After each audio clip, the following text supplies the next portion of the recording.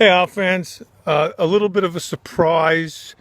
We've been off these videos for a while as the playoffs started, but knowing fully well that Monday, if the Isles happen to not win, that this could be the last video to October, I wanted to come on.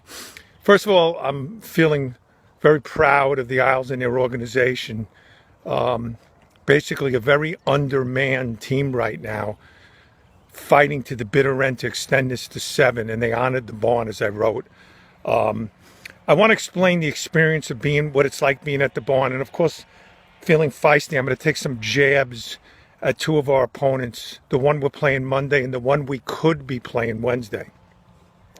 First, let me talk about the experience. Now, I've been at the Madison Square Mausoleum, and I've been to the Verizon Center. I've been to the Mausoleum in New York during the playoffs. And my son, who's a character witness, lives in D.C., William, who's been to all 3 Isle Cap games in D.C. And by the way, he's got a lovely young girlfriend, Bernadette, who's a Cap fan, and he's going with her Monday. But she had the guts to come to the barn, and she sat next down, and I had to read her the rules of engagement so William and I wouldn't have to break up some wise-ass Islander fan who gave her a hard time, but she was very polite. So everything worked out well, and she's a very, very, very nice young lady. So anyway, I told her I was going to put in a little plug for her. So having said that, let me tell you the differences in the experiences of going to the Mausoleum in New York and the library in D.C. When you go to a game in D.C., I've been there, they got that stupid siren. Woo, woo, woo, woo, woo, woo, woo. Then they just sit and they watch the game, like most normal fans. And they cheer when they score, and that's it. There's no buzz.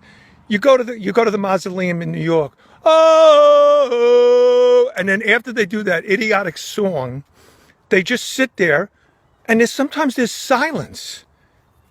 Now, welcome to the Nassau Veterans Memorial Coliseum, which I told Louis, it's like sitting 1,000 feet away from a 747 taking off. And here's how loud it is. And I have 7 character witnesses, by the way. 7. William, me, Daryl, Jake, Ryan, my wife, Jennifer, and Emily. And Ryan Byrne. He listens to these. He's there. Let me tell you how loud it is. I'm just trying to explain the experience of what it was like being there yesterday. Well, I have to take shots of my favorite teams. Okay. There's 9 minutes left of the game. There's stress galore. We're saying this could be the last game at the barn. And by the way, great players step up at big times.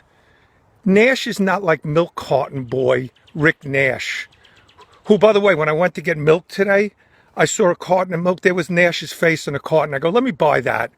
Keep him on the carton. Whether he plays the Caps or us, he never steps up.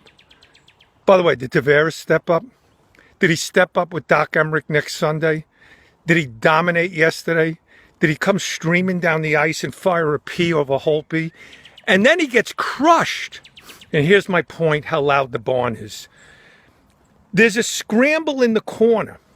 And I see 4 people. I'm behind the net on the other end. And I see 4 to 5 people scrambling by the net. And I'm thinking the ref's going to call timeout, right? I see Tavares racing up the net. I go, wait a minute, they're not even playing.